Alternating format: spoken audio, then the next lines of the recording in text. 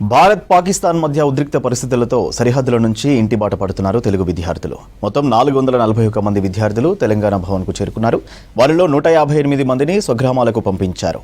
ప్రస్తుతం తెలంగాణ భవన్లో 283 మంది విద్యార్థులు ఉన్నారు.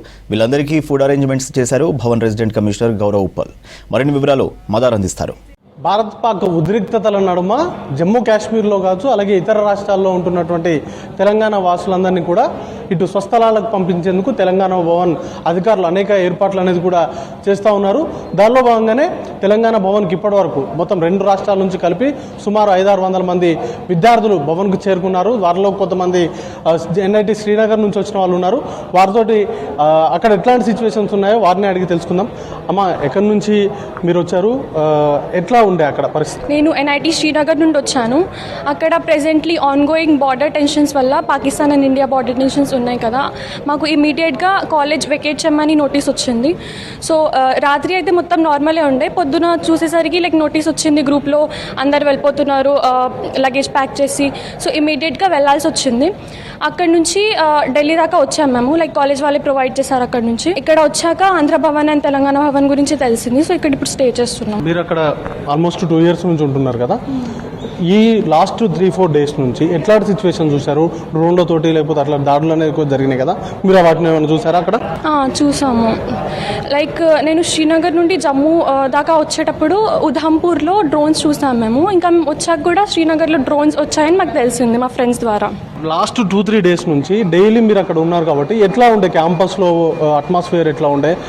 ఏమన్నా గవర్నమెంట్ నుంచి కానీ లేకపోతే అక్కడ ఉన్నటువంటి ఫ్యాకల్టీ నుంచి కానీ ఏమన్నా సపోర్ట్ ఉండేనా? చాలా సపోర్ట్ ఉండే ఫ్యాకల్టీ నుండి అండ్ గవర్నమెంట్ నుండి కూడా. మాకు బయట పంపించే వాళ్ళు కాదు, అక్కడ కూడా చాలా వార్డెన్స్, అక్కడ ఫ్యాకల్టీ జేఎన్కే శ్రీనగర్ వాళ్ళు ఉంటారు కదా, వాళ్ళు చాలా బాగా చూసుకున్నారు మాకు. అంతే 2-3 days నుంచి న్యూస్ అయితే విన్నాము, బట్ నిన్ననే మేము డ్రోన్స్ గురించి చూసాము అక్కడ. నాది భద్రాచలం. నేను ఎన్ఐటి శ్రీనగర్లో బీటెక్ చేస్తున్నాను. సో ఈ ఇన్సిడెంట్ తర్వాత చాలా స్ట్రిక్ట్గా ఉన్నారు. చాలా సెక్యూరిటీ పెంచేశారు. సిఆర్పిఎఫ్ కూడా మమ్మల్ని అవుటింగ్కి ఎలో చేయలేదు. ఐ ఫీల్ మేము సేఫ్గా ఉన్నాం అనుకున్నాము. తర్వాత డ్రోన్స్ అటాక్స్ వల్ల బాగా ఎక్కువ అవ్వడం వల్ల మేము అక్కడ నుంచి షిఫ్ట్ ట్రావెల్ చేసాము ఫ్రమ్ జమ్మూ.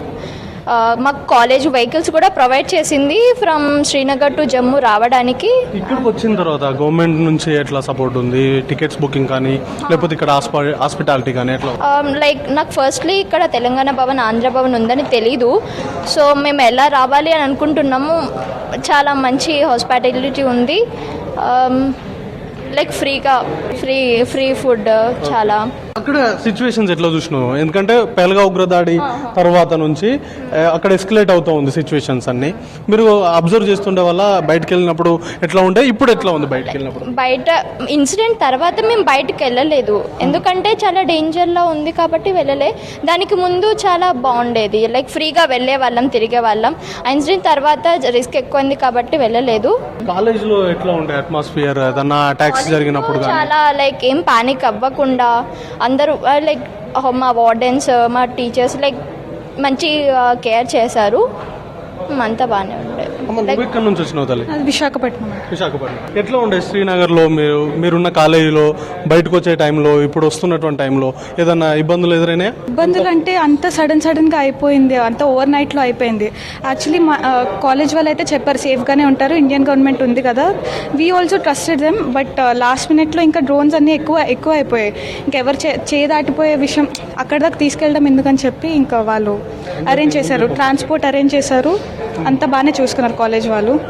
ఇంకా సడన్గా టికెట్స్ కదా, ఇంకా ఎవరికి ఏం లేవు. ఇంకా ఎన్ఐటి శ్రీనగర్ అని చెప్పి అలాగా గవర్నమెంట్ ప్రొవైడ్ చేసిందని చెప్పి అంత ఫెసిలిటీస్ అన్నీ ప్రొవైడ్ చేశారు, అన్ని టైంకి జరిగాయి. So I'm very thankful that it happened.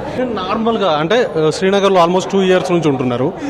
ఎప్పుడన్నా ఇట్లాంటి అటాక్స్ జరిగినప్పుడు కానీ లేకపోతే నార్మల్గా జమ్మూ అండ్ కాశ్మీర్లో ఏదో ఒక ఇష్యూ జరుగుతూనే ఉంటుంది, అప్పుడు బయటకు వెళ్ళినప్పుడు ఎట్లా ఉండేది? ఇప్పుడు బయటకు వెళ్ళే సిచ్యువేషన్స్ ఏమన్నా ఉన్నాయా అట్లా?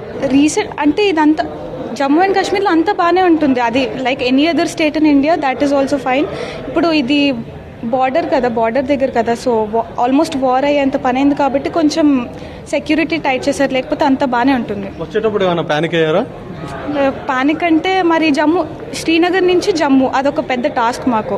ఇప్పుడు శ్రీనగరే సేఫ్ జమ్మూతో కంపేర్ చేస్తే, జమ్మూలో అటాక్స్ ఎక్కువయ్యాయి. సో మేము జమ్మూ దాటి ఢిల్లీకి రావాలి కాబట్టి అది దాటేదాకా టెన్షన్ ఉండే, బట్ ఆ తర్వాత బాగానే ఉంది. ఆ తర్వాత అంతా బాగా ఇంకా ఏపీ భవన్కి వచ్చాక చాలా టెన్షన్ ఫ్రీ అయ్యాము, చాలా బెటర్ అనిపించింది. నెక్స్ట్ మీ కమ్యూనికేషన్ ఎట్లా ఉంది స్కూల్ కాలేజ్ నుంచి? నెక్స్ట్ ఎప్పుడు క్లాసెస్ ఉంటాయి, వీటికి సంబంధించి ఏమైనా చెప్పారా?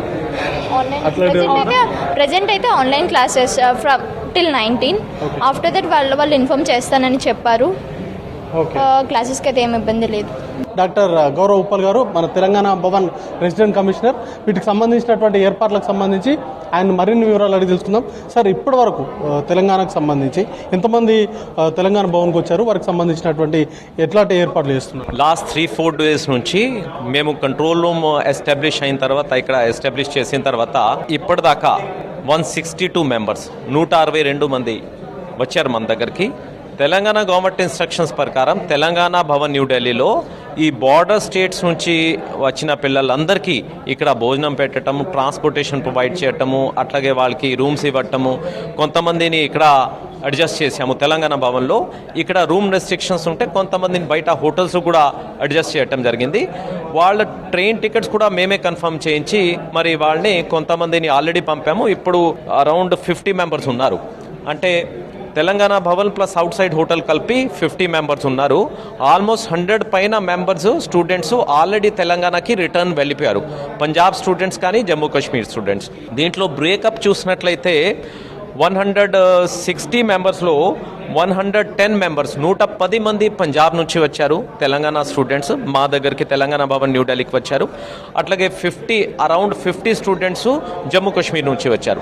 అది కూడా maximum student Srinagar NIT and NIFT నుంచి మా దగ్గరికి రావటం జరిగింది. ఈ స్టూడెంట్స్ అందరినీ ఇక్కడ కంఫర్ట్ ఇస్తున్నాము. తెలంగాణ భవన్ న్యూఢిల్లీలో పిల్లలకి భోజనం పెడుతున్నాం, మంచినీళ్ళు, welcome tea, coffee, snacks and room accommodations ఇచ్చి వాళ్ళని మళ్ళీ ఎయిర్పోర్ట్ దాకా కానీ రైల్వే స్టేషన్ దాకా దించుతున్నాము. అక్కడ ప్రోటోకాల్ టీమ్స్ పెట్టి వాళ్ళకి స్మూత్ జర్నీ అయ్యేటట్లు కొంచెం ఎన్షూర్ చేస్తున్నాము. ఎట్లా అంటే గవర్నమెంట్ ఆఫ్ ఇండియా నుంచి ఎట్లా కోఆర్డినేట్ చేస్తున్నారు వాటికి సంబంధించి? అండ్ ఇంకా ఏమన్నా స్టూడెంట్స్ ఇటు పంజాబ్లో కానీ లేకపోతే జమ్మూలో కానీ ఇంకా ఏమైనా ఉన్నారా? గవర్నమెంట్ ఆఫ్ ఇండియా అంటే మాకు టైం టు టైం ఏదైనా ఇన్స్ట్రక్షన్ వస్తే అది నోట్ చేస్తున్నాము. బట్ మెయిన్ ఏంటంటే state governments, Jammu Kashmir administration, శ్రీనగర్లో ఉన్నటువంటి డిస్ట్రిక్ట్ మెజిస్ట్రేట్ వాళ్ళతో టచ్లో ఉన్నాము. పంజాబ్ డిస్ట్రిక్ట్లో ఉన్న యూనివర్సిటీస్, ఏ డిస్ట్రిక్ట్స్లో పంజాబ్లో యూనివర్సిటీస్ ఉన్నాయి, మన తెలంగాణ స్టూడెంట్స్ ఉన్నారు, ఆ డిస్ట్రిక్ట్ అడ్మినిస్ట్రేషన్తో ప్లస్ యూనివర్సిటీ రిజిస్ట్రార్తో కూడా టచ్లో ఉన్నాము. వాళ్ళు అక్కడ రిజిస్ట్రార్తో మాట్లాడి వాళ్ళు రిక్వెస్ట్ చేసేసి బస్సెస్ ఏర్పాటు చేయటము. బస్సెస్లో కానీ ట్రైన్స్లో కానీ పిల్లలు అక్కడి నుంచి ఇక్కడికి వస్తున్నారు.